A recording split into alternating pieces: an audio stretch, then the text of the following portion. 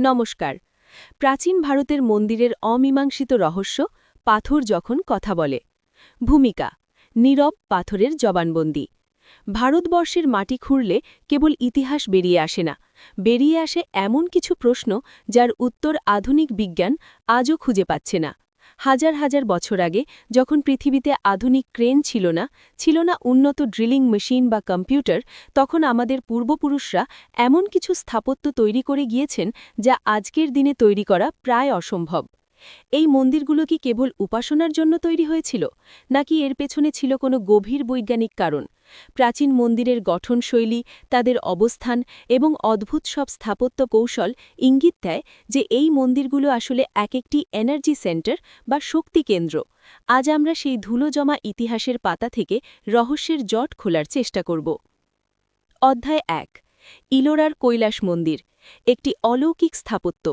মহারাষ্ট্রের ঔরঙ্গাবাদের ইলোরা গুহা, এখানেই দাঁড়িয়ে আছে বিশ্বের অন্যতম বিস্ময় কৈলাস মন্দির। এই মন্দিরের রহস্য জানলে আপনার গায়ের লোম খাড়া হয়ে যাবে। সাধারণ যে কোনো বহুতল ভবন বা মন্দির তৈরি হয় নিচ থেকে ওপরের দিকে, অর্থাৎ প্রথমে ভিত্তি বা ভিত দেওয়া হয়, তারপর ইঁটের পর ইঁট গেথে ওপরে তোলা হয়। কিন্তু কৈলাস মন্দির তৈরি হয়েছে সম্পূর্ণ উল্টো পদ্ধতিতে, ওপর থেকে নিচে। রহস্যের গভীরতা।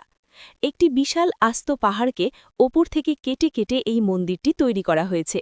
প্রত্নতাত্ত্বিকদের মতে এই মন্দিরটি তৈরি করতে প্রায় ৪ লক্ষ টন পাথর কেটে বের করতে হয়েছিল। সবচেয়ে আশ্চর্যের বিষয় হল, সেই ৪ লক্ষ টন পাথর আশেপাশে কোথাও খুঁজে পাওয়া যায়নি। তাহলে সেই পাথরগুলো গেল কোথায়? কে বা কারা সেই পাথরগুলো সরিয়ে ফেলল এবং কিভাবে? আজকের আধুনিক যুগেও যদি ১০টি বড় জেসিবি মেশিন এবং শত শত শ্রমিক দিনরাত কাজ করে, তবুও একটি আস্ত পাহাড় কেটে এমন নিখুঁত মন্দির তৈরি করতে কয়েক দশক সময় লাগবে। অথচ ইতিহাস বলছে এটি তৈরি করতে সময় লেগেছিল মাত্র ১৮ বছর। কোন উন্নত প্রযুক্তি ব্যবহার করে এত দ্রুত, এত বিশাল কর্মযজ্ঞ সম্পন্ন করা হয়েছিল, তা আজও এক বিরাট রহস্য। অধ্যায় ২।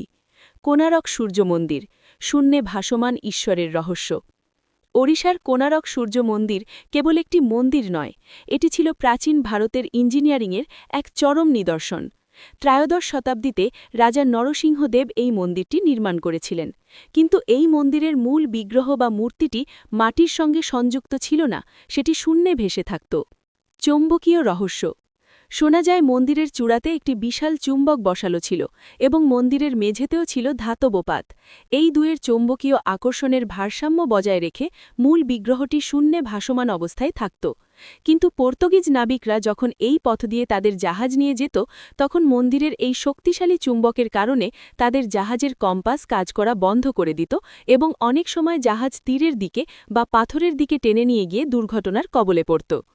নিজেদের বাণিজ্য পথ নিরাপদ করতে পর্তুগিজরা সেই চুম্বক পাথরটি মন্দির থেকে সরিয়ে নেয় বা ধ্বংস করে দেয়। এর ফলে মন্দিরের ভারসাম্য নষ্ট হয়ে যায় এবং মূল কাঠামোটি ভেঙে পড়ে। আজও কোণারকের মন্দিরের দেওয়ালের কারুকার্য এবং সূর্যের আলোর সাথে এর নিখুঁত জ্যামিতিক হিসাব বিজ্ঞানীদের অবাক করে। অধ্যায় ৩। পদ্মনাভ স্বামী মন্দির, অভিশপ্ত ভল্ট বি। কেরালার তিরুবনন্তপুরমে অবস্থিত পদ্মনাভ স্বামী মন্দির বিশ্বের অন্যতম ধনী মন্দির হিসেবে পরিচিত। কিন্তু এই মন্দিরের আসল রহস্য এর ধনের মধ্যে নয়, লুকিয়ে আছে এর মাটির নিচের গোপন কুঠুরিতে। সুপ্রিম কোর্টের নির্দেশে যখন এই মন্দিরের গোপন ভল্ট বা কুঠুরিগুলো খোলা শুরু হয়, তখন এক এক করে বেরিয়ে আসে হাজার হাজার কোটি টাকার সোনা, হিরে এবং মণিমুক্ত। কিন্তু একটি দরজায় এসে সবাই থমকে যায়, সেটি হল ভল্ট বি, নাগবান্ধম।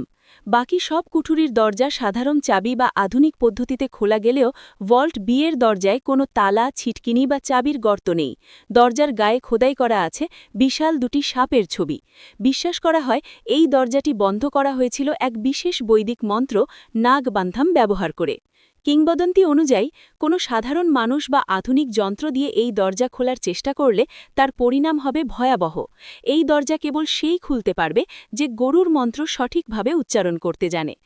আজ পর্যন্ত জোর করে এই দরজা খোলার সাহস কেউ করেনি, কারণ অতীতে যারা চেষ্টা করেছিল তাদের অনেকের জীবনেই নেমে এসেছে অস্বাভাবিক বিপর্যয়। কি আছে ওই দরজার ওপাশে? অনন্ত ধন, নাকি কোনো মহাজাগতিক রহস্য? অধ্যায় ৪। লেপাক্ষী মন্দির, ঝুলন্ত স্তম্ভের জাদুকরী। অন্ধ্রপ্রদেশের লেপাক্ষী মন্দিরে মোট ৭০টি পাথরের স্তম্ভ বা পিলার রয়েছে।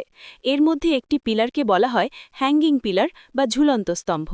অবাক করা বিষয় হল, এই বিশাল পাথরের স্তম্ভটি মাটির সঙ্গে যুক্ত নয়, এটি মাটি থেকে কিছুটা উপরে শূন্যে ভেসে আছে।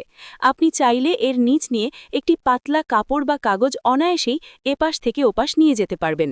ব্রিটিশ আমলে একজন ইঞ্জিনিয়ার এই রহস্য ভেদ করার চেষ্টা করেছিলেন। তিনি স্তম্ভটিকে সরানোর চেষ্টা করেন এটা দেখার জন্য যে এর ভিত্তি কোথায়, কিন্তু তিনি অবাক হয়ে দেখেন ওই একটি স্তম্ভ নাড়ানোর সাথে সাথে পুরো মন্দিরের ছাদ এবং অন্যান্য স্তম্ভ নড়তে শুরু করেছে। ভয়ে তিনি কাজ থামিয়ে দেন। প্রাচীন স্থাপতিরা কিভাবে মাধ্যাকর্ষণ শক্তিকে উপেক্ষা করে এমন ভারসাম্য তৈরি করেছিলেন তা আধুনিক সিভিল ইঞ্জিনিয়ারিংয়ের কাছেও এক বড় প্রশ্নচিহ্ন। অধ্যায় ৫, বৃহদীশ্বর মন্দির, ছায়ার লুকোচুরির রহস্য। তামিলনাড়ুর থাঞ্জাভুরে অবস্থিত বৃহদীশ্বর মন্দির। ১০০০ বছরেরও বেশি পুরনো এই মন্দিরটি গ্রানাইট পাথর দিয়ে তৈরি। আশ্চর্যের বিষয় হল, এই এলাকার আশেপাশে ১০০ কিলোমিটারের মধ্যে কোনো গ্রানাইট পাথরের পাহাড় নেই। তাহলে এত বিশাল সব গ্রানাইট পাথর, যার এক একটার ওজন কয়েক টন, সেগুলো এখানে আনা হলো কিভাবে? মন্দিরটির উচ্চতা ২১৬ ফুট।